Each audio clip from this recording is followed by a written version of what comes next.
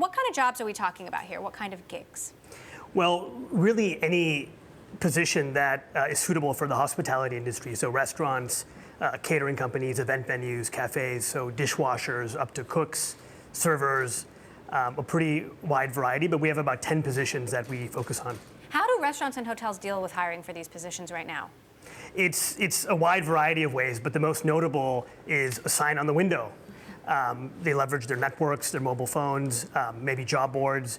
And one of the things that's been exciting for us is really servicing a set of businesses who really don't have any good options today. They don't have LinkedIn, they don't have recruiters, they're really winging it, and we think Instawork can be a really valuable tool for them. Now, Bill Gurley, of course, famously invested in Uber, and the success of Uber led to a raft of Uber for this, Uber for that startups.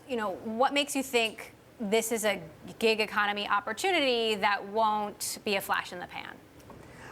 It's a really good question, Emily. One of the most amazing things the last year that we've discovered is there's a large pool of workers who want to be a part of the gig economy, but the existing sort of alternatives have let them down. They're immigrants, they're college students, they don't have a nice car, but they have free time, they've got a skill, they've got a desire for economic opportunity and freedom and flexibility, but they're not driving for Uber or Lyft or a number of companies. And we found a way to help them monetize their time with their skills and help them grow and develop by using our app. There's an increasing amount of scrutiny on the benefits or lack thereof for contract workers. How do you handle that? I mean, do you provide any of those benefits? Do you help them with those benefits?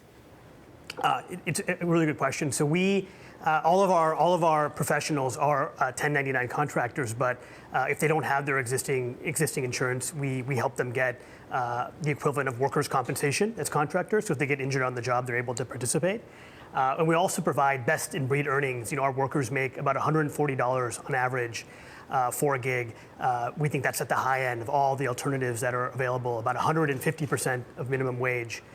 So workers get paid very well, and what they see in the app when they accept a gig is what they make. So we're not playing any games with smoke and mirrors, like I think we've heard recently of a lot of companies in this space. So what they're seeing is their true earnings up front when they accept the gig, and it's really good income. So what is the competition out there? Well, as I said before, the biggest competition is a sign on the window or doing nothing at all. If you talk to a restaurant owner here in San Francisco and a dishwasher doesn't show up, most of the time they're managing without that dishwasher. And is this something that TaskRabbit would do, or, I don't know, Thumbtack, Handy? I think there's a lot of places that people could go, but they're actually coming to Instawork more and more. And one of the main reasons is quality, speed, and convenience. That's our value proposition. And so we vet our professionals in the mobile app. We're able to fill 97% of our gigs within 24 hours. And businesses are able to pay professionals through our app in a very convenient way. And so we manage a lot of the workflow and a lot of the matching, which makes it sort of, one-click stop for qualified help. How big do you think this market can be? Obviously, Uber is potentially a $70 billion company. TaskRabbit ended up being something much, much smaller. Both very different companies, but how big do you think the market is here?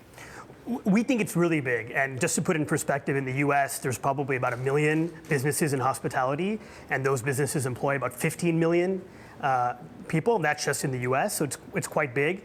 One of the most exciting things about Instawork has been if we're able to deliver quality professionals to small businesses at scale very easily, we can actually help set them up for success in a world with Uber Eats and Postmates and DoorDash. These services didn't exist many years ago.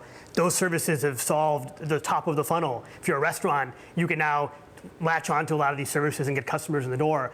But one of the reasons we started Instawork was there's no efficient infrastructure to service all these customers coming in. And so we think that there's an opportunity to actually make the market bigger by providing quality labor at the touch of a button. Would this ever involve, helping Uber find drivers, or, some of these other big gig economy services find the workers that keep them running? Over the 4 years we've had the company, we've always sort of followed our users. They've taken us in different directions, and I think we'll continue to find ways, to add value for them, just listening really closely to our professionals and partners.